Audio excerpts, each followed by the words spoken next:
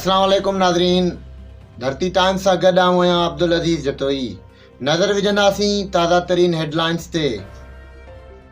गॾा मां आदम सुरीलो जी ख़बर शामिल कंदासीं। समाजी भलाई खाते वारे सूबाई वज़ीर मोहम्मद साजिद जोखियो चयो त तालीम हिकु ख़ूबसूरत ज़ेवर आहे। असांखे पंहिंजे ॿारनि खे तालीम तरफ़ ध्यानु ॾियणु घुरिजे। ॿार तालीम हासिलु कंदा त उन्हनि जो मुस्तक़बिल रोशन थींदो।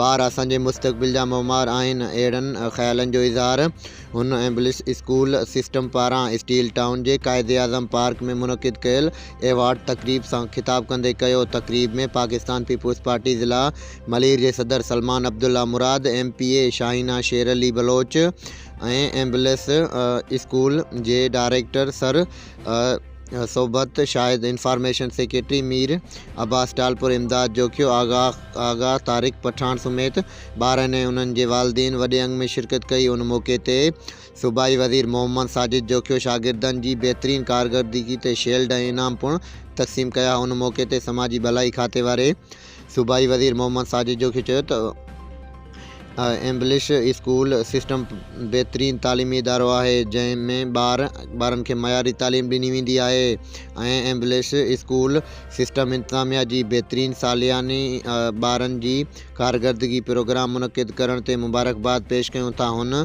चयो त ॿार मुस्तक़बिल जा ममार आहिनि।